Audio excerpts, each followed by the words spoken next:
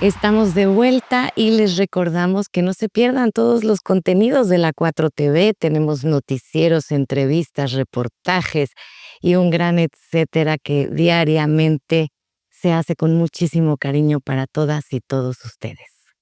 Continuamos ya en nuestro último bloque que se ha ido como agua, muy interesante y muy puntual, y se los agradecemos mucho. ¿Cuáles son los escenarios por venir en la economía de México? Pues muchísimas gracias ya por este último bloque, gracias por la invitación. Pues vemos muchas cuestiones. Uno es esto que planteaba muy bien hace rato Josafat. Tenemos que diversificar, ¿no? Son entre los caminos, hay que diversificar a nuestros socios comerciales. Estamos apostando mucho y cada vez más hacia Estados Unidos. Entendemos el contexto geopolítico, ¿no? En algún momento hemos platicado con otros economistas, oigan, ¿qué pasaría si México decidiera de un momento a otro irse con los BRICS? Y pues la respuesta de varios economistas es nos invadiría Estados Unidos. Y hoy tenemos una situación muy complicada. Entre la diversificación siempre hemos estado planteando los economistas que hay que dar prioridad hacia América Latina, ¿no? Que hay que voltear hacia estos territorios con los cuales compartimos la historia de la colonización, pero la historia también, bueno, el idioma, la cultura, muchos elementos, las realidades económicas, y tendríamos que voltear hacia América Latina. Y hoy vemos una situación muy grave y delicada, que es el interés que tiene Estados Unidos por las riquezas hacia América Latina, en específico sobre el territorio donde están las mayores reservas de petróleo ya probadas del mundo, que es Venezuela, ¿no? Y claro, pues ha señalado que el presidente de Venezuela, que es Nicolás Maduro, es uno de los mayores narcotraficantes del mundo, y pues hemos visto que ya se intensificó el ataque hacia este territorio.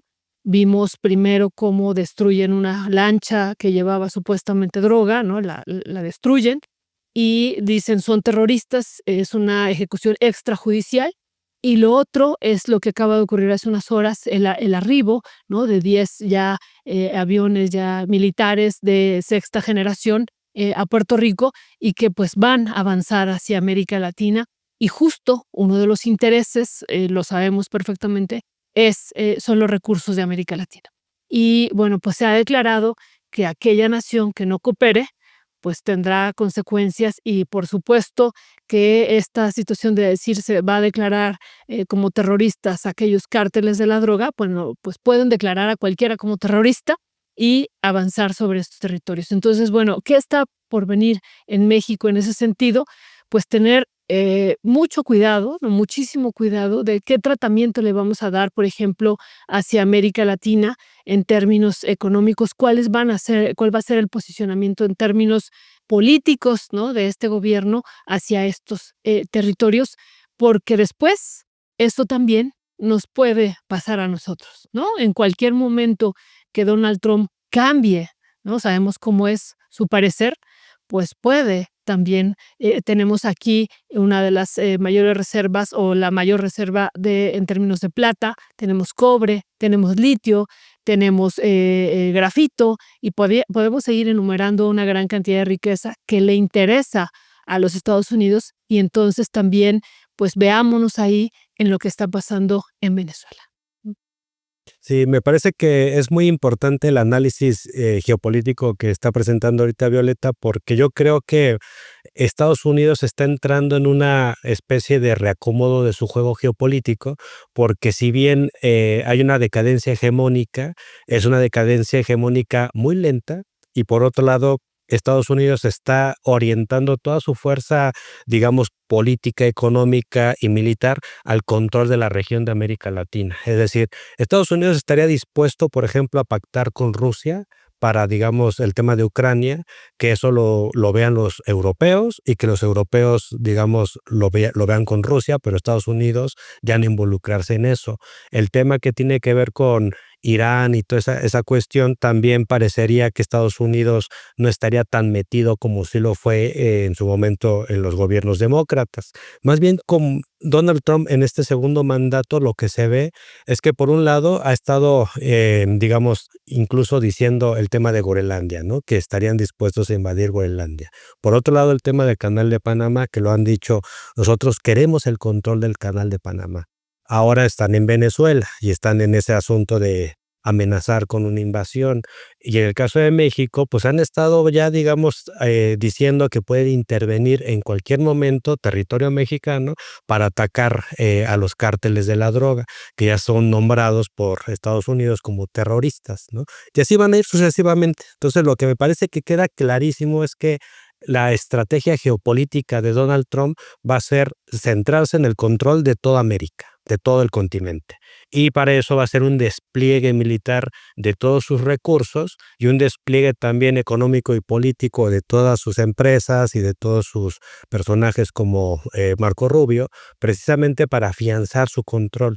Y en ese contexto, ¿qué pasa con México? Siempre estará latente la amenaza de que puedan intervenir para hacerse el control de los territorios. A ellos no les interesa respetar el multilateralismo. Ellos quieren pura relación bilateral porque pueden, digamos, imponer de forma bilateral lo que ellos quieran a los países, porque las condiciones asimétricas son enormes y, por ejemplo, la diferencia entre el tamaño de la economía de México y el tamaño de la economía de Estados Unidos es enorme. Es 15 veces mayor Estados Unidos que México. Entonces, en ese sentido, las asimetrías son gigantescas y me parece que uno de los puntos que tendríamos que estar viendo es cómo hacer una respuesta desde el sur regional, generar una especie de movimiento continental de las izquierdas latinoamericanas para que en conjunto le pongamos un alto a Donald Trump, tal y como hizo Chávez, tal y como hizo Néstor Kirchner, tal y como hizo en su momento Evo Morales y todo ese primer ciclo progresista latinoamericano que en conjunto detuvieron el ALCA. Me parece que la única forma de detener la ofensiva que se viene desde Estados Unidos contra América Latina es una respuesta continental. Ya se nos acaba el tiempo, pero por favor, lo que quieran concluir, adelante. Pues bueno, agradecer nuevamente el espacio y solamente decir que también junto a esto que decíamos al principio en el primer bloque, hay una preocupación que es la preocupación del cambio climático y que cualquier modelo económico dentro del Plan México, fuera del Plan México, tiene que ver esta emergencia climática.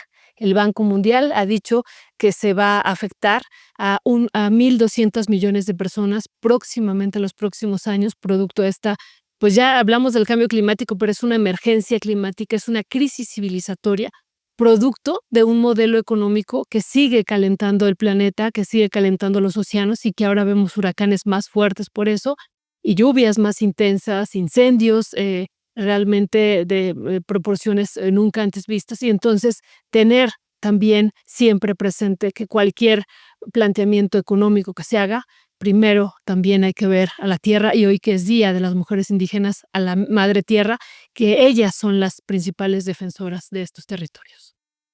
A mí me gustaría cerrar mencionando que en el gobierno de López Obrador se rompieron 3 mitos. El primer mito es que el incremento del salario iba a generar inflación y eso no ocurrió. Hubo un incremento del salario en cerca de 200%. 50% en términos En términos reales, y entonces ese incremento no devino en salario, digo, en alta inflación. Entonces yo creo que ese es un primer punto. Un segundo punto es que no había recursos fiscales para poder generar programas sociales y López Obrador con la ley de austeridad republicana logró sacar muchísimos recursos que se canalizaron en primero los pobres y creo que eso generó una situación de mayor bonanza, etcétera. Y un tercer punto es que realmente el peligro para México que supuestamente representaría a López Obrador nunca existió. Realmente lo que pasó fue que la economía se reconstruyó, la economía se volvió, digamos, a sanear, nunca endeudó al país, no generó, digamos, mayores condiciones de vulnerabilidad fiscal, no gastó más dinero del que debería, etcétera, y eso generó una situación de estabilidad macroeconómica.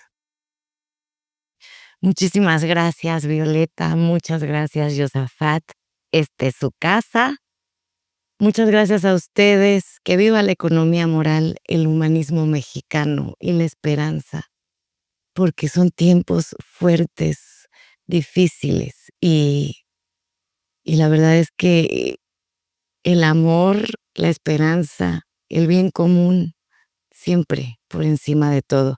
Y vivan las mujeres indígenas. Muchas gracias.